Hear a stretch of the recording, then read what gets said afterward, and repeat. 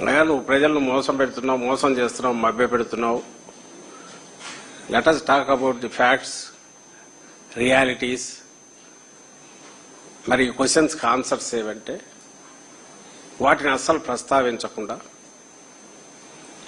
ఒక హోరు క్రియేట్ చేసి ఒక మాస్ మెస్మరిజం లాగా ఏదో చేసే ప్రయత్నం గత వారం రోజులుగా జరుగుతోంది. అమరావతికి చట్టబద్ధత,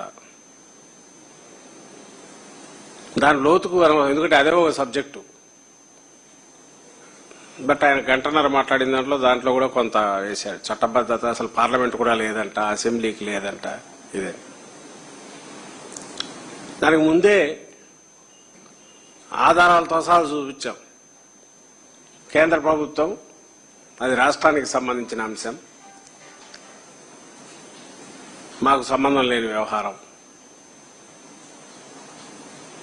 అని హైకోర్టులోనే అఫిడవిట్ వేసిన విషయం చూపించాం.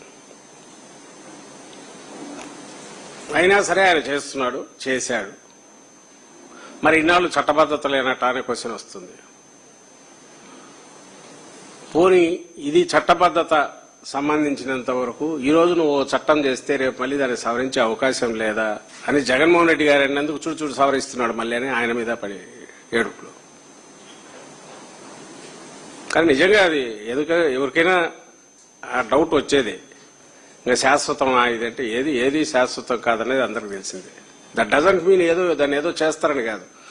నువ్వు అనవసరమైన దాని మీద ఒక టాపిక్ రైజ్ చేసి 15, 16, 18లో ఎప్పుడో ల్యాండ్ పూలింగ్ అప్పుడు లేదా తర్వాత 20 మన ఆయన అప్పట్లో మోడీ గారిని పిలిచి ఫౌండేషన్ వేసినప్పుడు మళ్ళీ మొన్నెప్పుడో రీస్టార్ట్ అని పూనకం వచ్చినట్టు ఇచ్చేసినప్పుడు మళ్ళీ నిన్న దీనికి మళ్ళీ అదే షో రిపిటీషన్. మళ్ళీ ఆ మట్టి కుప్పం మీద పోయి పడుకుంటాడు, లేదా పార్లమెంట్లో వాళ్ళు పోయి దండాలు పెడతారు. దీన్ని అందరూ సెలబ్రేట్ చేసుకుని ఈసారి అయితే ఆదేశాలు కూడా వార్డు సెక్రటేరియట్, విలేజ్ సెక్రటేరియట్ లెవెల్కైతే సెలబ్రేషన్స్ కూడా చేయమని. ఇంకా చిత్రం ఏంటంటే జగన్మోహన్ రెడ్డి గారు తీసుకొచ్చిన వికేంద్రీకరణ ప్రతిపాదన ఏదైతే అప్పట్లో మేము అధికారంలో ఉన్నప్పుడు ముందుకు పెట్టారో దాని మేరకు చట్టం కూడా చేశాము. వైజాగ్ ఎగ్జిక్యూటివ్ క్యాపిటల్, ఇది legislative capital, Kurnool judicial capital అని. దాన్ని 3 ముక్కలాటని ఎగతాళి చేయడమే కాకుండా పేకాటతో పోలుస్తూ మరి ఆయన దృష్టిలో ఈ ప్రాంతాలన్నీ ఏమంటారు పేక ముక్కలేమో తెలియదు చంద్రబాబు నాయుడు గారి దృష్టిలో. అది ఆ రోజు ఈ రోజు కూడా అది కామెంట్ చేయడమే కాకుండా అక్కడ కూడా నిన్న దాని గురించి సెలబ్రేట్ చేసుకోవాలంట. ఇక్కడ సంబంధించినంత వరకు ఒక ప్రాంతానికి సంబంధించిన రాజధాని ఏదైనా డిక్లేర్ చేసినప్పుడు అది ఏదో అసాధ్యమైంది నువ్వు తీసుకొస్తే దాని గురించి ఎక్కడన్నా అందరు రాష్ట్రం అంతా ప్రౌడ్గా ఫీల్ అవుతాడు. That's okay. ఇది ఆల్రెడీ ఎగ్జిస్టింగ్, నువ్వు పెట్టావు, దాంట్లో రకరకాల మార్పులు జరిగాయి, మళ్ళీ తీసుకొచ్చావు. ఆల్రెడీ రాష్ట్రం మీద బరువు ఒక 50,000 కోట్లు 60,000 కోట్లు వేసావు. ఇప్పటికే ఇంకా అది 1,00,000 కోట్లు 2,00,000 కోట్లు చేస్తానంటున్నావు. దీనికి ఒక కలరింగ్ ఇచ్చి దాని మీద నువ్వు సెలబ్రేట్ చేసుకోమని ఒక క్రూరంగా అందరికీ పిలుపు ఇవ్వడం. అటు అనంతపురం నుంచి శ్రీకాకుళం వాళ్ళు ఎందుకు చేసుకోవాలని అర్థం కాదు. పోనీ ఇక్కడ నువ్వు చేర్చని, నువ్వు అసలు పట్టించుకొని నగరాలు ఇటు గుంటూరు కానీ విజయవాడ కానీ అసలు పట్టించుకోవట్లే, వాటిని వాళ్ళు సెలబ్రేట్ చేసుకోవాలి. ఎగ్జిస్టింగ్ గా ఒకవేళ ఉందనుకున్న ఎగ్జిస్టింగ్ దాని మీద సెలబ్రేషన్ జరుగుతుంది. అయినా సరే కాలు ఇవ్వడం అనేది అంటే ఒక తెలియని ఏదో ఒక కండిషన్ లో జనాన్ని తోసి ఒక అద్భుతం జరిగిపోయిందని ఇంప్రెషన్ క్రియేట్ చేసి ఏమీ లేకపోయినా సరే ఆ ప్రాసెస్ లో తన పబ్బం గడుపుకోవాలనేది.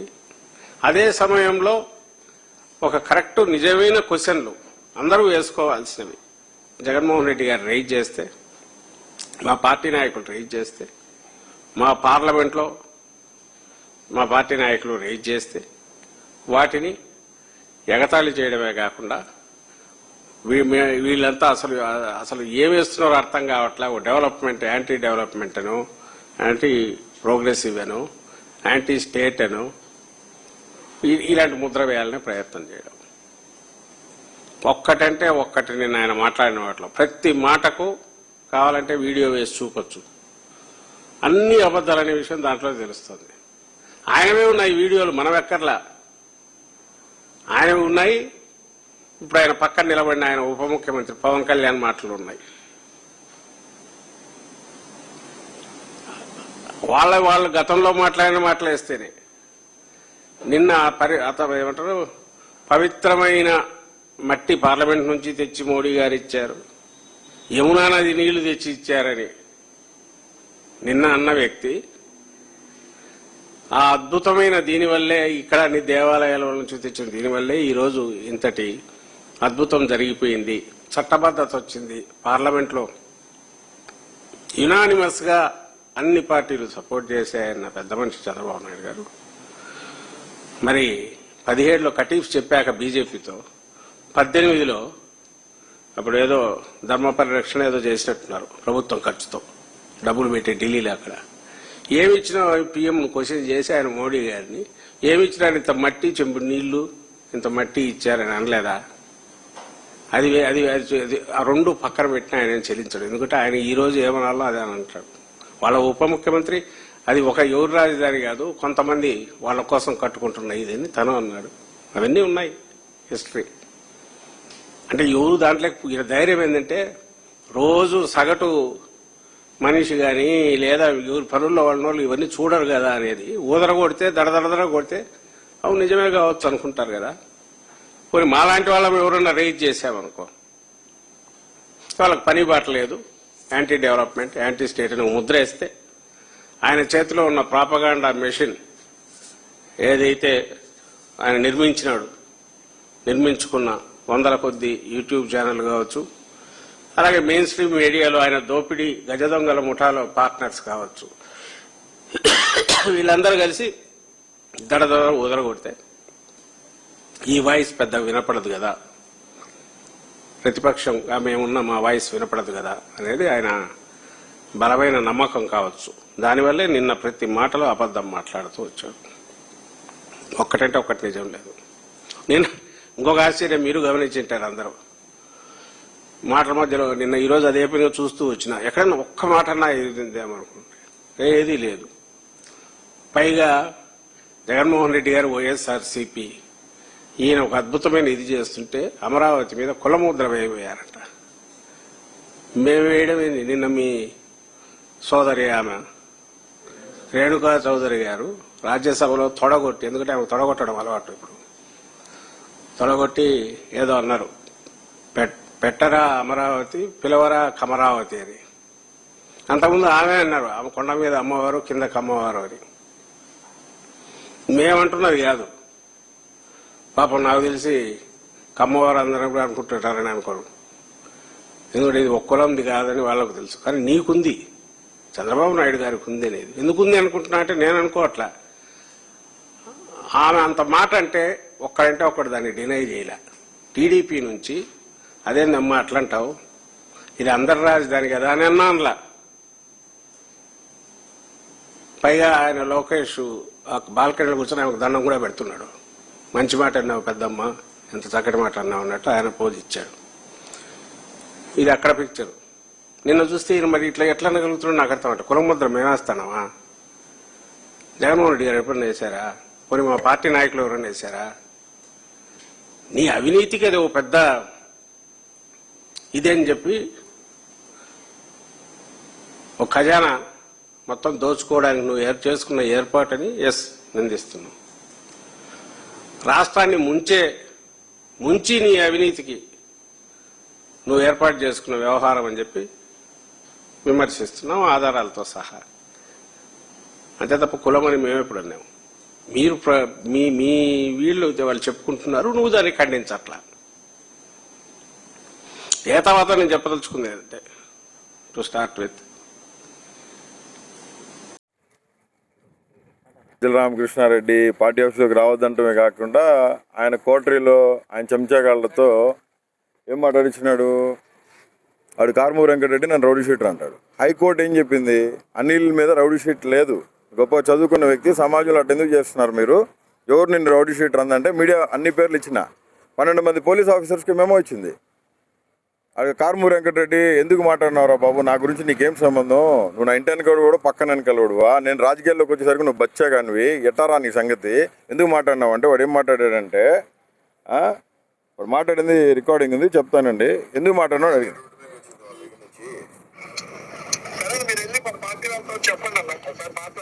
అంటే ఏమని మాట్లాడాలి, మీ మీద కంప్లైంట్ ఇవ్వమంటారా?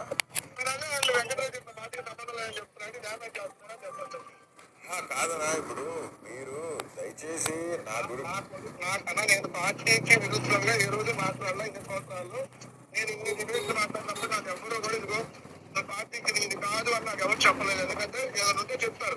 అంటే మీకు గైడ్ లైన్స్ ఉన్నాయనా? గవర్నమెంట్ అనిల్ కుమార్ మన పార్టీ కాదు, నువ్వు మాట్లాడు, వారికి మనకు సంబంధం, మీకు ఎవరైనా చెప్పారా? నేను అందుకే అడగండి అన్న, గైడ్ లైన్స్ ఉన్నాయా లేదా మీరే ఒకసారి అడగండి. కాదన్నా, మీకు ఎవరైనా చెప్తే చెప్పండి, నేను మీరే ఒకసారి అడగండి అన్న. కాదన్నా, మీరే ఒకసారి అడగండి. మీకు గైడ్ లైన్స్ మా మేనేజర్ సెల్ శ్రీహరి గారు చూస్తారు, ఓకేనా? పెద్దలు గారు నేను, మీరు ఒకసారి అడగండి. అవునన్నా, సజ్జలలో మీకు చెప్పినారా పార్టీ అనిల్కి మనకి?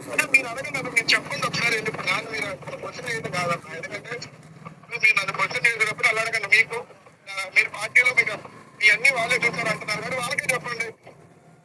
అది ఏంటంటే ఇట్లా చెప్పిన డ్యామేజ్ చేయడం, నేను పార్టీ మనిషిని అయితే కాదని ఎట్లా చెప్తారు వాళ్ళు అని మీరే అడగండి. అప్పుడు నాకు అబ్బాయి ఫోన్ చేస్తారు కదా, ఆ టాపిక్ ఏదో చెప్తారు కదా. అంటే జగనన్నకు భారతమ్మకి చెప్పి మీకు ఫోన్ చేపించి అట్లా మాట్లాడుతుంది చెప్పించాలి మీకు, అంతేనా? నేను అట్లా అనలేదన్నా, మీ పార్టీలో ఎవరో చెప్తారు, మీ పార్టీలో అన్ని వాళ్ళే చూస్తారని చూస్తారు కదా. అవునా? వాళ్ళ నుంచి వేరే వాళ్ళకి చెప్తారు కదా, వాళ్ళు చెప్తారు కదా. మీరు చెప్పేది ఎలా ఉందంటే, మీరు నాకు చెప్పొద్దు, మీరు బయట చెప్పండి, వాళ్ళు నాకు చెప్తారు. ఇప్పుడు జగనన్న మీకు చెప్పాలా లేదా భారతం మీకు ఫోన్ చేసి చెప్పాలా, అంతేనా? నేను అసలు మీరు నాకు ఫోన్ చేసేది అడగటమే రాంగ్ అంటున్నా. ఏం రాదు, మీరు నాకు సంబంధం లేదు పార్టీ కదా, ఎవరో చెప్తారు కదా, అడగటమే రాంగ్ అంటున్నా. అవునన్నా, ఇప్పుడు మీరు మాట్లాడారు కాబట్టి అడుగుతున్నా. అంటే మీరు నా మీద ఉంటే మీరు వాళ్ళ దగ్గర చెప్పండి అన్న, వాళ్ళ దగ్గర చెప్తే వాళ్ళ గైడ్ లైన్స్ ప్రకారం పనిచేస్తున్నాయి. పార్టీ గైడ్ లైన్స్ పార్టీ నా వ్యక్తిగత నిర్ణయాలు ఏది నేను ఏదో తీసుకోడు నాకు అవసరం ఏమవుతుంది. సో అందుకని మీరు అడగండి, మీరు చెప్పించండి. మా మనిషి గారి బాధ్యత చెప్పించి లేకపోతే మా మనిషి ఏమన్నా క్లియర్గా అతను చెప్పింది ఏంది రికార్డింగ్లో, పూడి శ్రీహరి అనేవాడు చెప్పిండు, సజ్జల అనేవాడు చెప్పిండు, వాళ్ళు చెప్తే వాళ్ళ ఇన్స్ట్రక్షన్స్ బట్టి నేను మాట్లాడినా అన్నాడు. నేను రౌడీ షీటర్నంట. ఊరగడ్డ అనిల్ కుమార్ అనేవాడు లండన్లో పీజీ చేసినాడు. మా నాన్న చనిపోయినాక నేను ఇక్కడికి వచ్చి జగన్మోహన్ రెడ్డి గారి కోసం కష్టపడినా. సెంట్రల్ రాజకీయాల్లో, కేంద్ర రాజకీయాల్లో కీలకమైన వ్యక్తిగా ఉండి కేంద్ర మంత్రులు నా ఇంటికి వచ్చిపోతారు. నేను జగన్మోహన్ రెడ్డి గారికి దగ్గర అత్యంత సమీపమైన మనుషులం కాబట్టి అన్న కోసం రాజశేఖర రెడ్డి గారి సమాధి గాడికి పోయి మాటిచ్చిన, నీ కొడుకుని ముఖ్యమంత్రి చేసేదాకా నీ కొడుకుతోనే ఉంటానయ్యా, నీ కొడుకు నీకు మళ్ళీ పరిపాలన చేయాలా, నీకంటే ముందు 100 అడుగులేసి పరిపాలన చేయాలని ఇచ్చున్నా. నేను 30 లక్షల కాలుబలం మాది, మీ అన్నకు రౌడీ షీటర్ ఓపెన్ చేశానని చెప్పి వాళ్ళని ఏ పొద్దు కూడా నన్ను ఈ పొద్దు దాకా నన్ను ఫంక్షన్కి పిలిచలా. ఎవడు అనింది రౌడీ షీటర్ అని? బయట అంటే పట్టించుకోను. కారుమూరి వెంకటరెడ్డి వాడు వాగుతాడా నా గురించి? దీని మీద కారుమూరి వెంకటరెడ్డిని ఇమ్మీడియట్గా పార్టీ నుంచి బర్తరఫ్ చేయాలా. నాకు నా కుటుంబానికి సజ్జల రామకృష్ణారెడ్డి బహిరంగ క్షమాపణ చెప్పాలా. పూడి శ్రీహరి అనేవాడు కుట్రదారుడు, విన్నారుగా మీరు. పూడి శ్రీహరి అనేవాడు చెప్తే మాట్లాడినా, రికార్డింగ్ ఉంది. నేను అడిగిన సజ్జల చెప్తే మాట్లాడినా అని చెప్తున్నాడు. వాళ్ళిద్దరి మీద ఇమీడియట్గా పార్టీ నుంచి బర్తరఫ్ చేస్తారా, వాళ్ళ మీద ఏం చర్య తీసుకుంటారో తీసుకోవాలా. మమ్మల్ని తిట్టాడు, 10 సంవత్సరాలు పార్టీ కోసం కష్టపడినా, 9 నెలలు జైల్లో ఉండా, 22 కేసులు పెట్టించుకున్నాం, 3rd డిగ్రీలు ఉచ్చబోయడం జరిగింది. ఇవన్నీ అయిపోయిన తర్వాత పార్టీ ఆఫీస్కి వస్తే నేను రాజీనామా ఎందుకు చేశానంటే రిపబ్లికన్ పార్టీకి, రామ్దాస్ అత్వాలే అనే వ్యక్తి కేంద్ర మంత్రి నన్ను పిలిచి ప్రెస్ మీట్ పెట్టి మాఫీ మాంగో అన్నాడు. నేను చెప్పిన ఆ రోజు భారతమ్మని తిట్టారు, నా కుటుంబం తిట్టారు, చాలా అసాసినేటెడ్గా మాట్లాడారు, వల్గర్ పోస్టులు పెట్టారు. నేను అడుగుతున్నా, భారతమ్మని తిట్టిన రోజు కారుమూరి వెంకటరెడ్డి గారు ఏమైండు? భారతమ్మని భయంకరంగా అసాసినేట్ చేసి మాట్లాడారు. జగన్మోహన్ రెడ్డి గారు కన్న తల్లి మానం గురించి మాట్లాడారు. ఆ రోజు కదా నేను బయటకు వచ్చింది, ఆ రోజు కదా భారతమ్మకి పాలాభిషేకం చేసింది నేను, అందుకు కదా నా ఆఫీస్ తగలబెట్టింది. పార్టీలోనే సజ్జల రామకృష్ణారెడ్డి గారు కుట్ర చేసి వాడు కోటరీని పెట్టి నన్ను ఏ కాడికి ఆ కాడికి నాకు భోజనం కూడా ఇక్కడ చేసేదానికి అర్హత లేకుండా చేసిన వ్యక్తి సజ్జల రామకృష్ణారెడ్డి. కుట్ర పన్ని నేను ఒక దళితున్నానా? జగన్మోహన్ రెడ్డి గారు దళితులు మా మామూలని కాలర్ పట్టుకొని చెప్పిన వ్యక్తి. ఈ విషయాలు జగనన్నకు తెలియదు. పార్టీలో చాలామంది ఇబ్బంది పడుతూ ఉన్నారు. 70% ఆఫ్ ది ఎమ్మెల్యేస్ మినిస్టర్లు అందరూ చెప్పుకోలేని పరిస్థితిలో ఉన్నారు. మాకందరికీ జగన్మోహన్ రెడ్డి నాయకుడు, సజ్జల కాదు. మేము పనిచేసింది జగన్మోహన్ రెడ్డి కోసం, జగన్మోహన్ రెడ్డి కోసమే పనిచేస్తాం, జగన్మోహన్ రెడ్డి కోసం ఇక్కడ చచ్చిపోతాం కూడా చచ్చిపోతాం. ఇక్కడ మాకు ఎవడు నాయకుడు లేడు, వైఎస్ జగన్మోహన్ రెడ్డి నాయకుడు, ఆయనే మాకు మూలం. జగన్మోహన్ రెడ్డి క్రెడిబిలిటీ అంతా దోచుకు తిని ఏం చేస్తాడండి ఇక్కడ కూర్చొని సజ్జల? ఇస్త్రీ కొట్టేసుకొని నలగకుండా కూర్చుంటాడు. ఇక్కడ పార్టీ కార్యకర్తలు జెండా పట్టుకోమని చెప్పండి, తిరగమని చెప్పండి. సజ్జల రామకృష్ణారెడ్డి ఏ పొద్దున్నా సరే జెండా పట్టుకొని 1 కిలోమీటర్ నడిచిన బాపుతుందా? జగన్మోహన్ రెడ్డి గారి కోసం ర్యాలీలు చేసింది మేము, కోట్ల రూపాయలు ఖర్చు పెట్టింది మేము గుడ్డలు చించుకున్నాం. మమ్మల్ని గుద్దవాళ్ళు కొట్టినారు, మమ్మల్ని భయంకరంగా కొట్టినారు, మమ్మల్ని చించారేసినారు పోలీసు వాళ్ళు. 22 కేసులు పెట్టించుకొని 9 నెలలు జైల్లో ఉండేస్తే నాకు ఇక్కడ ఆ గొట్టంగాడు కొనికిస్కా గొట్టంగాడు లోఫర్ నా కొడుకు వాడు మాట్లాడతాడా వెంకటరెడ్డి గారు నా గురించి? వాడంతా వాడు బతికేంత గురు, కడుపు కాలిపోతుంది. రోడ్డు మీదకి వచ్చింది నా ఫ్యామిలీ అంతా. నా అకౌంట్స్ బ్లాక్ చేశారు, నా కంపెనీలు 2 సాఫ్ట్వేర్ కంపెనీ, నా భార్య ఒక ఫ్రీడమ్ ఫైటర్ గారి మనవరాలు పుట్ల సుబ్బయ్య, ఒక చరిత్ర ఉన్న కుటుంబం నా కుటుంబం. అత్తింట్లో ఏమని తలపెట్టుకోవాలా? మా మామ అడిగినాడు, అయ్యా బయట వాళ్ళంటే సరే సొంత ఇంట్లో వాడే నీ గురించి రౌడీ షీట్ అని మాట్లాడితే ఏంది బాబు ఇది, నీకు మద్దతు లేదా? మళ్ళీ వాడిని సాక్షిలో కూర్చోబెట్టి రోజు వాడు వెంకటేశ్వర స్వామిని పూజించినాడు, వాడిని పూజిస్తూ ఉన్నారని.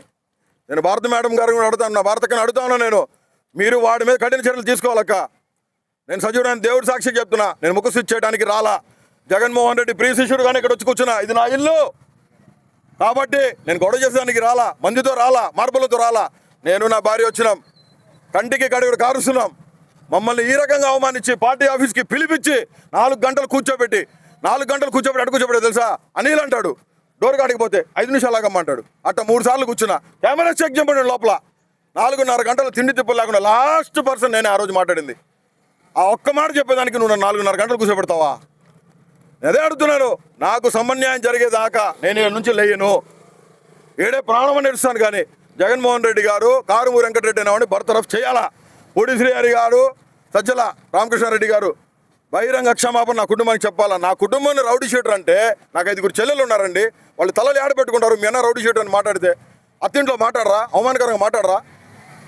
ఈ పరిస్థితుల్ని ఫేస్ చేస్తున్న మేము జగన్మోహన్ రెడ్డి గారు ఖచ్చితంగా న్యాయం చేస్తారని నేను ఇక్కడికి వచ్చినానండి.